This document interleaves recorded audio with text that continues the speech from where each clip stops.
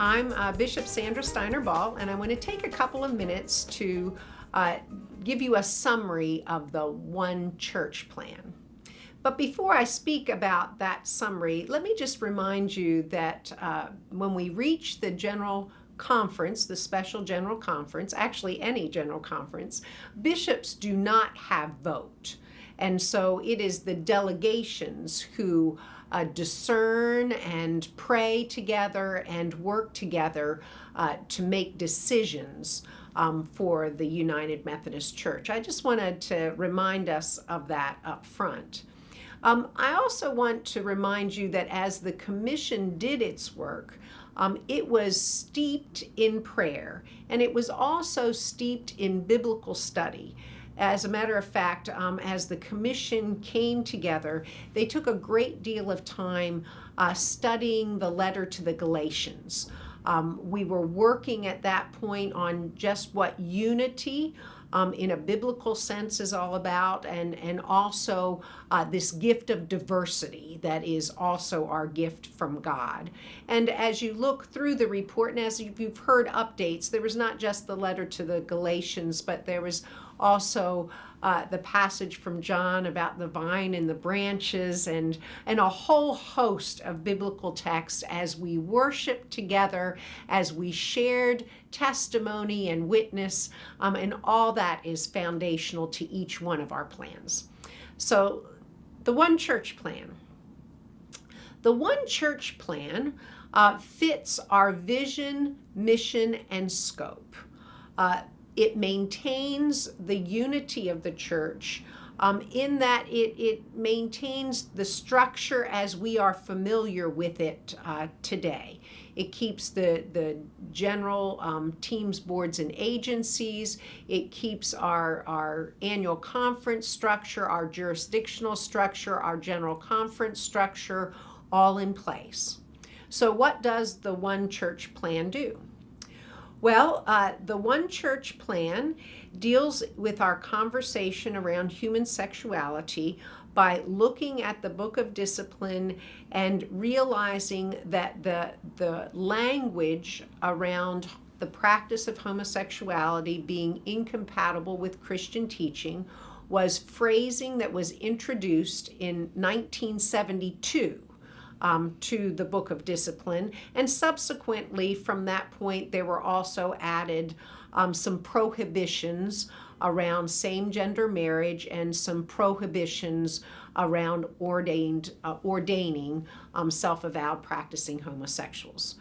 So in the One Church plan, that plan removes that restrictive language. It doesn't replace it with any kind of pro or con language, but it removes that language. The One Church plan then gives permission to our churches to examine the context in which they find themselves and to be able to have the religious freedom to discern what is helpful in fulfilling their mission of reaching all people for Christ.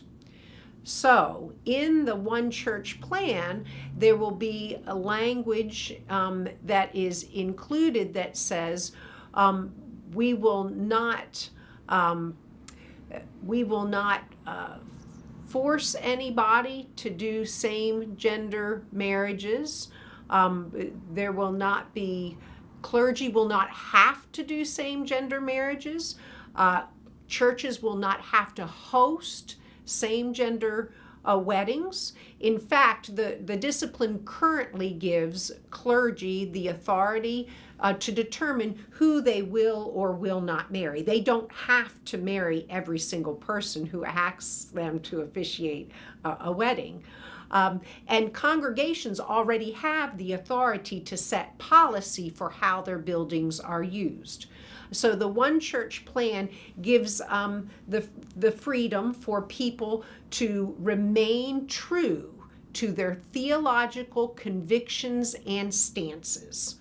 So if you're a very traditional person in a very traditional church, in the one church plan, you will not be asked to change your convictions or the way that you interpret the biblical text. Your stance is respected and valued, and in that context, being true to your convictions enables you to be the best mission and witness for the sake of Christ in this world. In the same way, if you are a more progressive person, your stance is also respected. And if you are in a more progressive context, the one church plan gives you the freedom to reach all the people within your context with the saving knowledge and love of Jesus Christ, so that God's work of transformation might be done in others as well as us, because in reality, the only being who knows truly what needs to be transformed in God is God. And in the one church plan, we trust God to transform whatever needs to be transformed in me, as well as whatever needs to be transformed in another person. So the one church plan gives us the ability to go out and fulfill our responsibility for reaching all people for Christ, trusting that God will bring the transformation that is needed in each and every person. The one church plan does not require any votes for clergy, for congregations, for annual conferences, for jurisdictional conferences. The one church plan also continues to allow the central conferences to adapt portions of the discipline to meet their particular contextual needs. That's how it works now, and that will not change under the one church plan. The one church plan keeps all of our general church teams, boards, and agencies, our theological schools in place, and our other United Methodist related institutions in place. So that's a little bit of a summary of the one church plan. The one question that I've gotten on the one church plan is how does this affect appointments? Because in the one church plan, again, the ability for the Board of Ordained Ministry to make determinations around candidates who are ready for ministry, the one church plan keeps that responsibility with the Board of Ordained Ministry.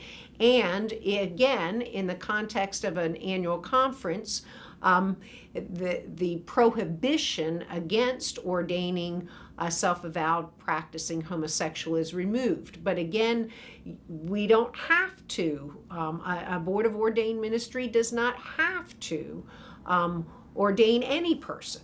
So the one church plan really leaves the process of evaluation in terms of readiness for ordination in the hands of the boards of ordained ministry, and then the clergy session of the annual conference, because of course in our process, in our system, the clergy session has to affirm the Board of Ordained Ministry's discernment. So what happens in the appointment process if a clergy person is of a different theological stance than some of our congregations in our annual conference? Let me just say, bishops deal with that question all the time. And the appointment process continues to have a missional focus, which means bishops and cabinets look at the theological stances and the way that congregations interpret the biblical text and the mission of that congregation, and they prayerfully discern a clergy person who can come in and fits that theological stance and that missional movement of that congregation, so that both can work together to fulfill in the best way possible the mission of Christ in their particular context. That will not change. It does not and will not serve the purpose for which the church exists, to place a clergy person in a congregational context where they interpret the Bible differently or have very disparate theological stances. So the appointment process will continue as it has always done. We look for the best missional matches for clergy and congregation so that God's will can be fulfilled.